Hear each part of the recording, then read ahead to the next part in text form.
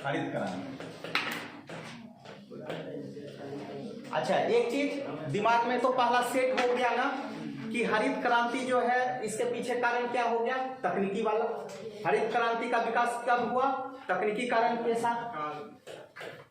तकनीकी कारण में तो तुम लोग दे ही सकता है।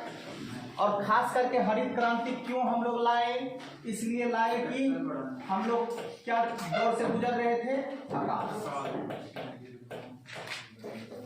ठीक है, अकाल से है। सुनिए, इंदिरा गांधी के शासनकाल में होती है, इंदिरा गांधी के शासनकाल में होती है। इस समय कृषि मंत्री कौन थे, सी सुब्रमण्यम।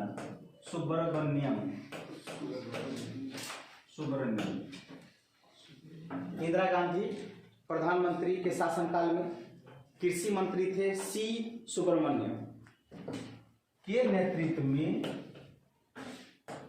नेतृत्व में खरीफ फसल के साथ हरित क्रांति की शुरुआत होती है। प्रधानमंत्री इंदिरा गांधी। हरित क्रांति की शुरुआत होती है।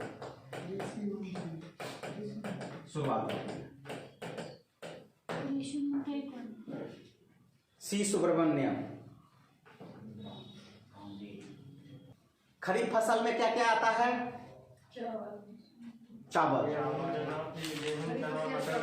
चावल ही तो आता है। और क्या क्या था, गेहूं, चना, मटर, सरसों,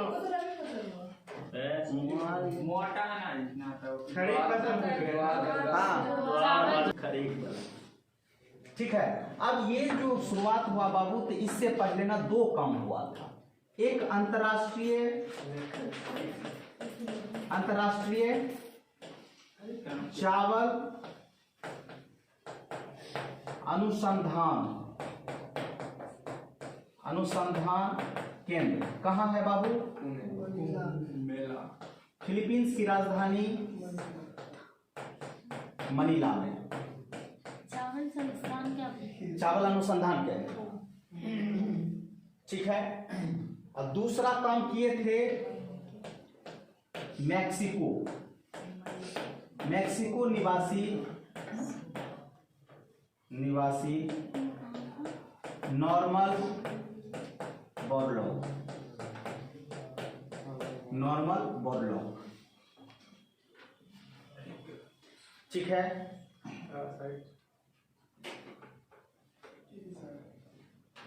अंतर्राष्ट्रीय चावल अनुसंधान केंद्र कहाँ, फिलीपींस मनीला, ठीक है। इन्होंने एक चावल का बनाया टाईयुंग नेटिव।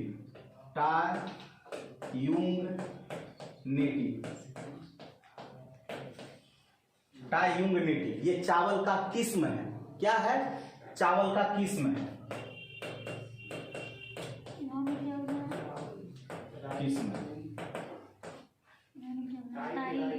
हाँ टाईयुंग नेटिव। सर क्या बोले, निवासी नॉर्मन बोरलॉग परिष्कृत किया, गेहूं का परिष्कृत किया।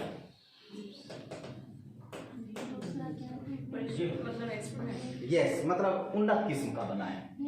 ये दूसरे में क्या है, नॉर्मल बोरलॉग। ये किसको मतलब क्या है ये हम बोले कि ये हमारे यहाँ शुरुआत हो गया। उसका दूसरा सर नॉर्मल बोरलॉग 64A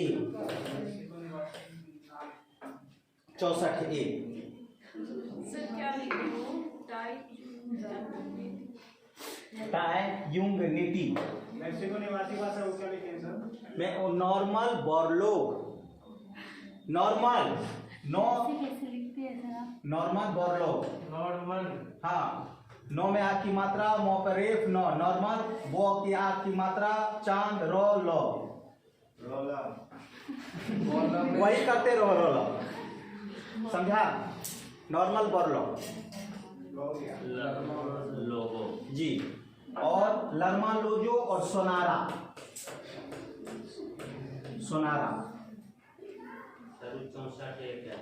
गेहूं का किस्म है, अभी भी है।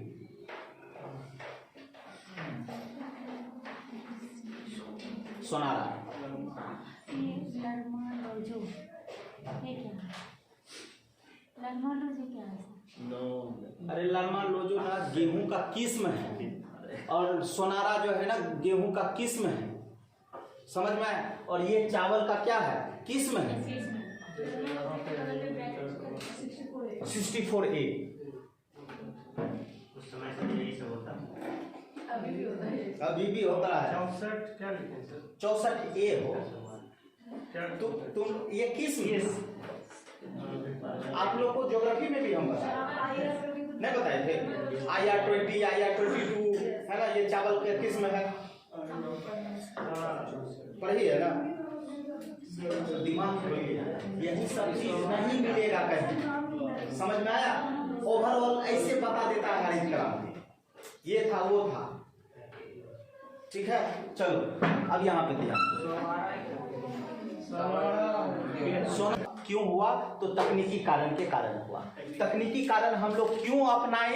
इसलिए अपनाए कि हमारे यहाँ अकाल आया, और इसका जो है शुरुआत कब होता है? तो हमारे यहाँ प्रधानमंत्री हुए इंदिरा गांधी, और उस समय कृषि मंत्री हुए कौन? सी सुब्रमण्यम। बात समझ में आया? इनके नेतृत्व में ना हरित क्रांति की शुरुआत होती है भारत में। बात समझ में आया? कौन सा फसल के साथ? खरीफ फसल। ये अपनाने के लिए क्यों बाध्य होते हैं? इसलिए कि उस समय अंतर्राष्ट्रीय चावल अनुसंधान केंद्र फिलीपींस मनीला में है, और यहाँ पे कौन सा चावल का अनुसंधान किया?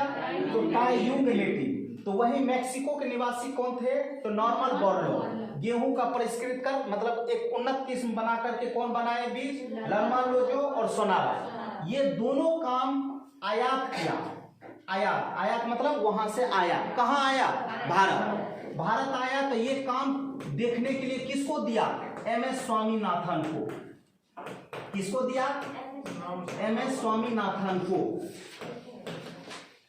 भारत में ये काम किसको सौंपा? MS स्वामीनाथन को। इसलिए भारत में हरित क्रांति का जनक किसको कहा जाता है?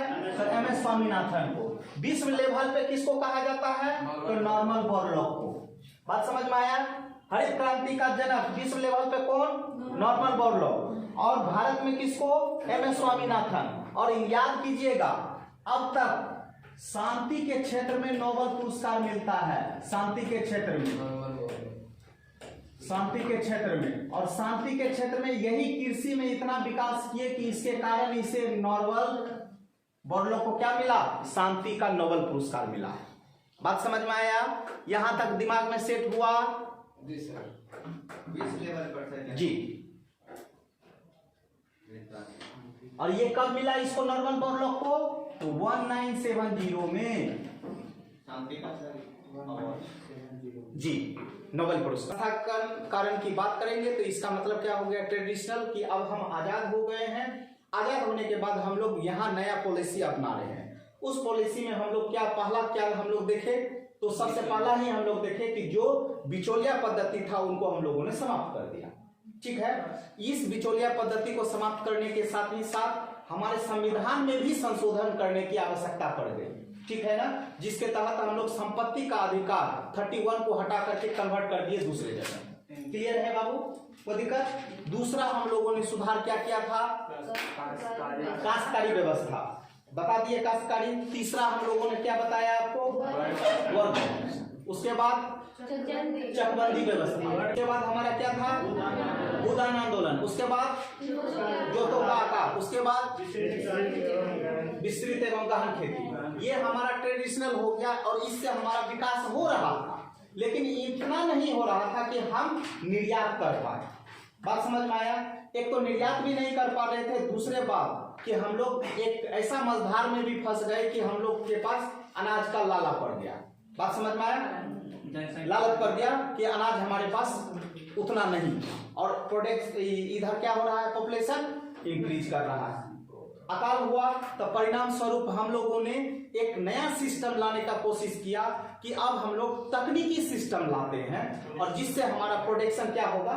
उत्पादन ज्यादा से ज्यादा होगा। उस तकनीकी को अपनाने के लिए हम लोगों ने क्या अपना लिया? एक ग्रीन रेवोल्यूशन ले आए, हरित क्रांति ले आए। बात समझ में आया। और वो हरित क्रांति इंदिरा गांधी के नेतृत्व में, सी सुब्रमण्यम कृषि मंत्री के नेतृत्व में भारत में शुरुआत तो होती है, लेकिन यह शुरुआत इस आधार पे होती है कि उस समय विश्व लेवल पे, है ना, चावल अनुसंधान केंद्र ने एक नया चावल बनाया जिसे हम लोग क्या नाम दिए, टाइयूमेटिक। बात समझ में आया। वहीं नॉर्मल बोरलॉग जो मैक्सिको निवासी थे, उन्होंने गेहूं का एक नया चीज बनाया जिसे हम लोग बोले लर्मा लोजो और सोनारा। ठीक है, ये दोनों आयात हुआ। कहां आयात हुआ? भारत हुआ। आयात होने के साथ ही साथ यह काम किसको सौंपा गया? एम एस स्वामीनाथन को। और यही काम शुरुआत हो जाती है भारत में क्या चीज का?